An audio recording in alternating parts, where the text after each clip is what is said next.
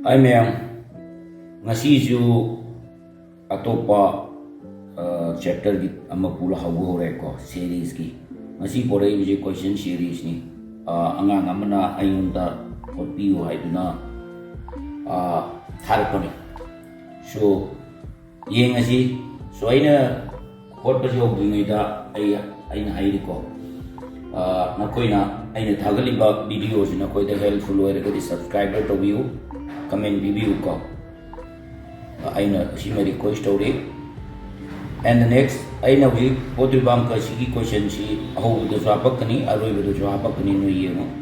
series ki question ko aina oshi angang amang kakna tharapani ai hot ke ko hide series ki question si in the following select the missing number from the given series hai bidi makada piriba series si data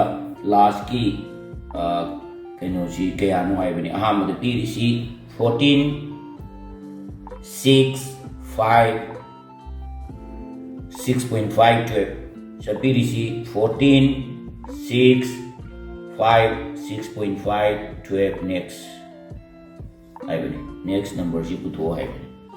so series hai basi ekoi na logic decision abakum mani always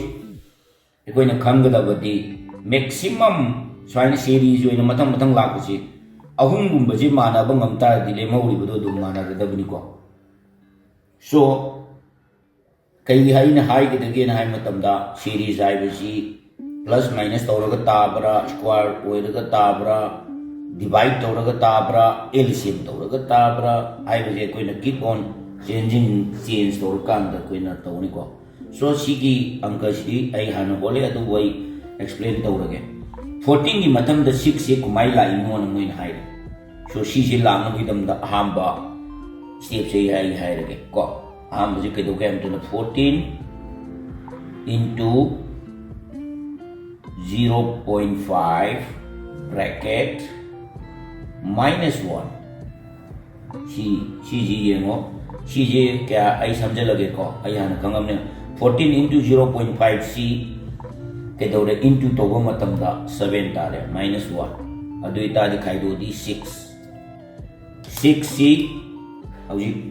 lai ko noi khanga da di 6 c sumaina lai 6 c tare sigi 6 c ma loire second 6 ki matung do 5 lai 5 lai si kumai to bunu hai do mu yi na si ko 5 si ko mato karam na 5 la ino hai si ko 5 si mo kai de no hai mo matam da 6 into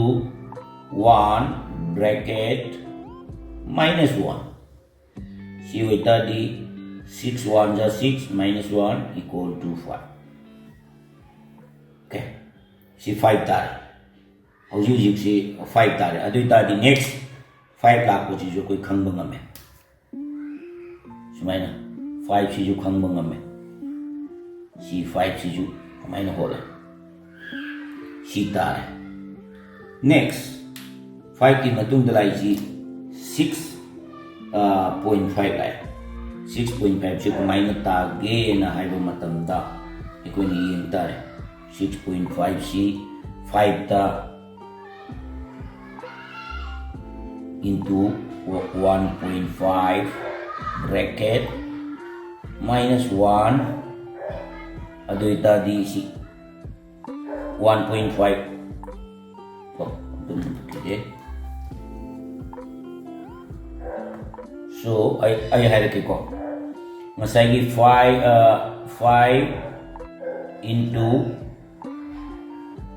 1.5 bracket minus 1 5 into 1.5 C into तोकतार गदी क्या तारे 7.5 minus 1 Adita दी क्या no लागतो जे 6.5 सी की answer जी अमुक मतलब 6.5 से तारे 6.5 से तारे नेक्स्ट सी बो स्टेप अहम जने खंगे स्टेप अहम जे खंग तारगदी कुमाइना लाके दु येंगोदी 14 दा अहमबगी स्टेप द लाइबसी 14 जिदा 14 दा कोई कई नो हम तम दा 14 into 0.05 minus 1 सी minus सी की calculation जी 6 तारे second अमु 1 लाए ngasai into to ji 0.5 ni hantak na 1 लाए अदु इतादी next की into to ji 1.5 ni C 0.5 1 1.5 C 0.5 increase to रहे पिरामी बा मसिंग तुदा 0.5 increase to लाए अदु की तारकवा मसिंग तुदा -1 सी -1 लोइना इकोइना -1 -1 अदगी 0.5 1 इवा increase लाको अदुदुना इवाना 1.5 ची increase लाकांदा ngasai angka ji magi next number ji tare next adu itare gi same like date mathang da koina khang dui number ji 6.5 into kya tare sida 1.5 oi tare gi koina 2 ne into to ro ba bracket then -1 adu itadi into to ta di 6.5 into 2 ji kya tare 30 -1 kya tare adu itadi 12 so sigi 12 si tare 12 tare next adu tadi same aikoino petal ji hole ni ko next hole ji 12 te ke thoba 12 ta koina point ngasai kya jogre 2 jogre adu tadi 12 ta 2.5 ni into to ni ko sigi 12 sida into 2.5 bracket -1 2.5 का 12 का into to 30 tare 30 -1 क्या तारे 29 सिगी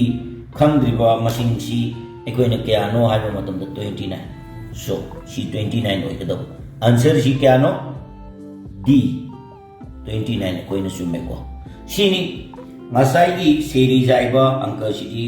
केदो के नाम तन minus plus square yenga ga magi step 2 3 step of chumbraga dile mahuri bududi adugi form da soidam tagani ko aduna ni ngasi holi ba step si ju kai do kai tamda ani method ani ka chiji nei aham bada 0.5 let me be machine the into to red -1 second da 1 is 0.5 I hengala di 1 tare adumai ni hengkat tuna lais di da 0.5 hengala kanda up to 2.5 boy ko ni holi ko second 1 minus is the compulsory wale si jini series की question I Holi बसी नकोइदा होलफुल होरगदी आई ने repeat तौजरी subscribe तौबियु comment बिबियु अदुगा question जी अरोइबदसु हापसरके